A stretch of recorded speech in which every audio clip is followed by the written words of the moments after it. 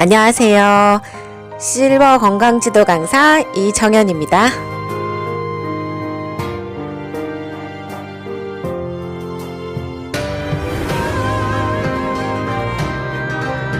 지금 한참 개강을 시작하기 앞서서 이렇게 우리 강사 선생님들 채용 공고도 많이 올라간 상태고, 그 다음에 온라인 강의도 점점 늘어나고, 이 실버 시니어 쪽에 어떤 교육기관이나 프로그램들, 회사도 많이 성장해 나가고 있는 중에 우리 실력 있는 강사 선생님들 많이 구하려고 할 거예요.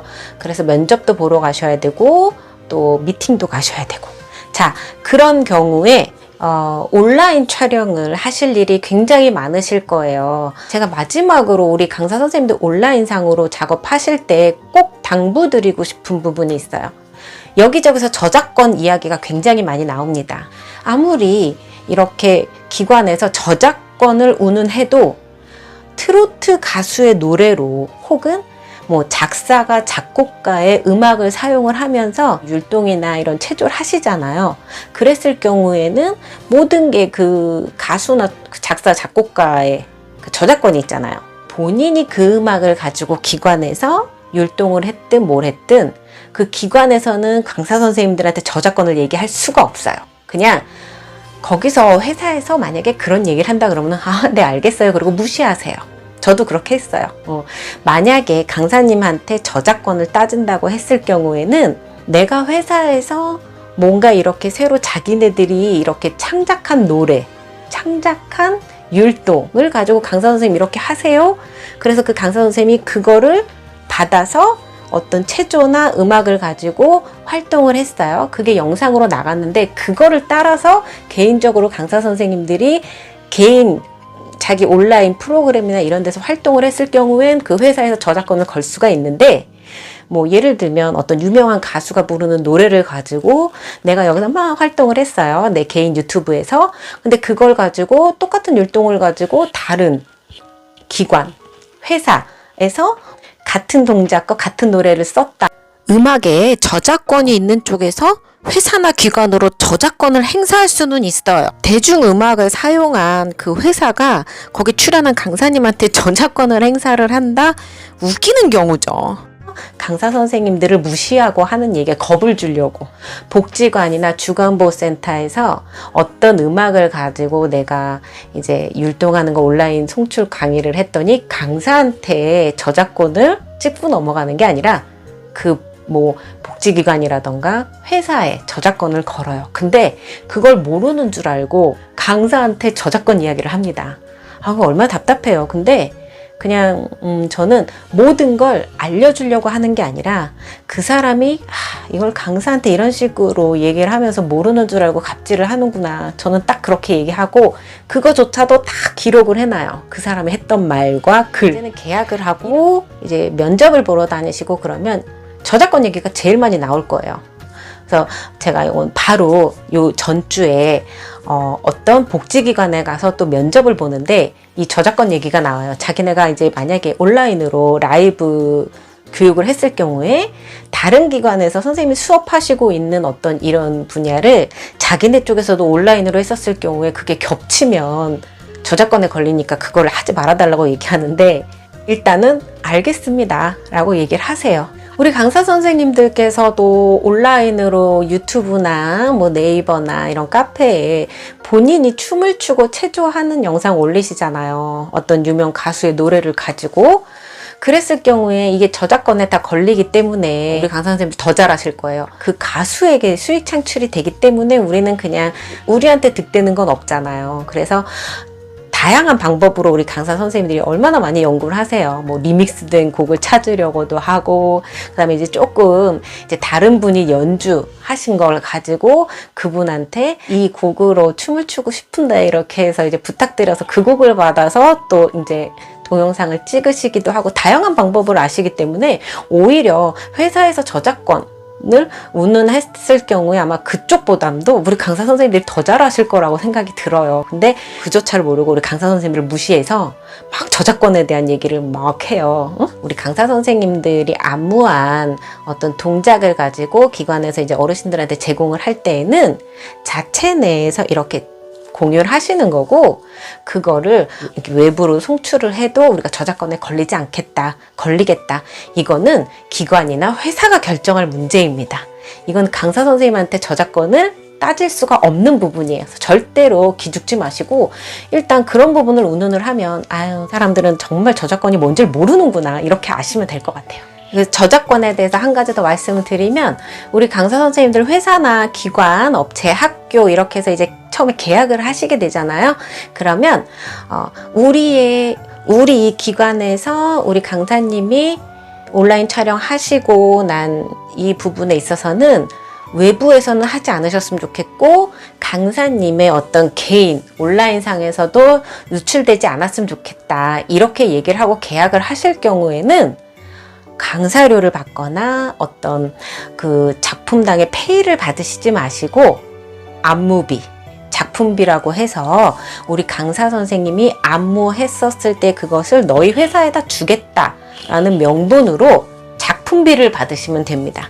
30초가 됐든 2분이 됐든 작품비라는 것을 설정하셔서 계약하실 때 프로그램당 얼마 이렇게 얘기하시지 말고, 작품 한 곡당 나는 이거 안무를 짜서 여기서 강의를 할 테니, 여기 그 온라인 강의를 촬영을 할 테니 당신은 나한테 강사료라고 생각해서 이렇게 강습비 계산으로 하시지 말고 작품비를 나한테 주십시오라고 해서 계약을 하셔요.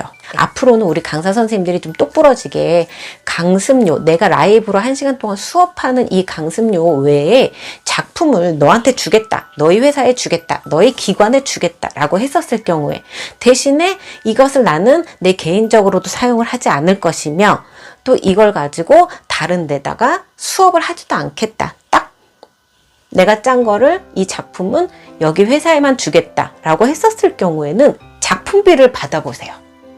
강사 선생님이 이 동작을 해서 우리 회사에서 이런 작품을 방송으로 내보내겠습니다. 대신에 강사 선생님은 다른 데서 이거 하지 마세요. 이렇게 해서 저작권을 얘기하고 계약을 하실 때는 무조건 안무비, 작품비를 꼭 받으시라는 점. 계약을 하실 때 한 편의 내 온라인 영상 촬영이 송출되는 것을 계산으로 해서 그것을 무슨 뭐 복지관에서 한번 수업하는 상황으로 이렇게 계약을 하시게 되면은 강사 선생님들이 너무 많은 손해를 보시게 돼요. 만약에 열심히 준비를 해서 갔는데 이게 아니야, 그러면은 다시 재촬영할 때는 다시 강사 선생님들은 새 작품을 또 연구하셔야 되고, 그만큼 또 시간적인 소비를 하셔야 되고, 다른 공부를 더 하셔야 되고, 추가로 이러면서 다른 작품을 하나를 또 탄생시켜야 되는데, 그 작품을 또 가지고 갔었을 때 또 오케이가 아니면 다시 재작업이 들어가는 거잖아요. 네, 그렇게 해서 어떤 작품을 짜가지고 그거를 그 회사에만 던져준다라는 명분으로 프로그램을 준비를 한다 그러면 분명한 건 작품비를 받으셔야지, 잘못하시다가는 온라인 기관에서 온라인 촬영 계약을 잘못하시잖아요. 그러면 일주일 정도에 제가 아주 그냥 여기 그 프로그램 때문에 사람이 아무것도 못하고 그냥 그거에만 매달려 있을 수가 있게 된단 말이에요. 회사에서, 기관에서 내가 온라인 촬영해가지고 교육하는 부분을 자기 개인 유튜브나 개인 블로그나 개인 카페에서 같이 동시다발로 교육하시는 강사 선생님들도 굉장히 많이 계시거든요. 본인 업체에서 자기네 것만 원한다 이랬을 경우에는 거기에 따른 강사 선생님도 분명한 안무비나 작품비를 받고 일을 하셔야 됩니다. 사실 제가 이 유튜브를 찍게 된 계기가, 이게 지금 면접이나 미팅을 이제 막 시작하시는 강사 선생님들이 굉장히 많이 계시는데, 옛날 같으면 사실 몰라요. 내가 기관에 가서 이런 대접을 받고 있는 게 당연하다라고 느꼈을 수도 있는데, 절대 그렇지가 않고, 제가 한 10년 이상 여러 군데 기관을 정말 다양한 경험을 통해서 이런 경우 저런 경우 다 접하다 보니까, 아, 맞다, 틀리다, 이런 거에 좀 감이 생기더라고요. 반면에 자기 기관에 있는 자기 소속, 자기 강사들에게 이렇게 정을 주면서 따뜻한 말 한마디, 그 다음에 어떤 강의짤이나 뭐 이런 거 있어서도 막 어떻게든 막 이렇게 막 전해주시려고 하는 대표님들도 많이 계시고요. 한 번 내 사람은 끝까지 내 사람이라는 마음으로 계속 관심 가져주시고 온라인상으로도 안부도 이렇게 여쭤봐 주시면서 이런 강사 선생님들도 굉장히 많이 계세요. 저는 제가 자격증 발급받은 기관의 그 대표님이 좀 그러신 분이거든요. 그래서 제가 직접적으로 도와드릴 수 있는 부분은 없지만 거기 기관에서 뭐 어떤 일을 한다라고 하면은 더 거기도 잘 됐으면 좋겠고, 왜냐면 대표님이 참 좋으신 분이거든요. 그래서 좋은 마음, 좋은 마인드로 회사를 운영한다던가 기관을 운영한다던가 제자들을 양성한다던가 이랬을 경우에는 그 기운은 널리 전파가 돼서 더 많은 사람들을 이끈다고 생각을 해요. 인성이 없는 어떤 기관에 있는 사람들에 대해서는 거기 기관은 이만저만해서 우리 강사 선생님들이 너무 부당한 대우를 받고 안 좋다라고 하는 부분은 빨리빨리 이야기하셔서 서로 우리 강사 선생님들을 챙길 수 있는 그 기관도 발전하고 강사 선생님도 발전할 수 있는 그런 분위기가 이루어져야 된다고 생각을 합니다. 예전 같지 않고 기업이든 기관이든 강사 선생님들 한 분 한 분한테 실수한다던가 이렇게 좀 부당한 대우를 하면은 그 기업이 무너지는 건 한순간이에요. 이제 강사님을 평가할 수 있는 건 누군 줄 아세요? 어르신들이잖아요. 교육을 받는. 그 어르신들이 강사 선생님을 좋아하면 그 기관은 살아나는 거고, 회사는 살아나는 거고, 강사 선생님의 실력을 인정하지 못한다, 그 어르신들이 싫어한다 이러면 어쩔 수 없이 그 기관에서는 그 강사 선생님을 제명시킬 수밖에 없는 상황인 거예요. 그래서 강사 선생님들이 이 일을 더 열심히 할 수 있느냐 없느냐는 어르신들이에요. 권력, 자기네들에 대한 어떤 그런 걸 내세우면서 강사 선생님들한테 이래라 저래라 할 수 있는 세상은 아닙니다. 지난 해에 모두 고생하셨잖아요. 자, 올해는 우리 강사 선생님들 밝은 빛을 보시면서 많은 활동하시길 바라겠습니다. 지금은 인격이나 인성이 바닥인 경우나 이런 사람들이 이렇게 실수하는 부분 절대로 그냥 넘어가시지 말고, 이제 아까 말씀드렸잖아요. 다 기록해 두세요. 그래서 우리 강사 선생님들끼리 다 소통하면서 어디가 바람직하게 강사 선생님들과 잘 소통하면서 이제 어르신들하고 교육을 잘 해 나갈 수 있는지, 그조차도 우리 강사 선생님들이 앞으로 해 나가야 될 일이라고 생각을 합니다. 그래서 건방진 사람들이 우리 강사 선생님들 무시하거나 이런 일 있으면은 대들지 마시고 다 자기 자료 모아두셨다가 이럴 때는 우리 이렇게 갑시다, 이런 어떤 결속력도 많이 필요하다고 생각을 합니다. 제가 유튜브에서 이런 이야기를 할 수 있는 것도 저는 어디 소속이 되어 있는 건 아니기 때문에 충분하게 우리 강사 선생님들 소신 있게 당당하게 열심히 일하신 만큼 대접받고 일하셨으면 좋겠다라는 생각이 들어서 이렇게 지금 면접 많이 보러 다니실 것 같은 이 시기에 우리 강사 선생님들 좀 당당하게 우리 어르신들 강의하실 수 있도록 자신감을 좀 심어드리고 싶어서 이렇게 이야기하는 시간을 좀 마련을 해보았습니다. 긴 시간 지루한 내용이었을 수도 있겠지만 시청해주신 분들 계시다면 진심으로 감사드리겠습니다. 안녕히 계세요.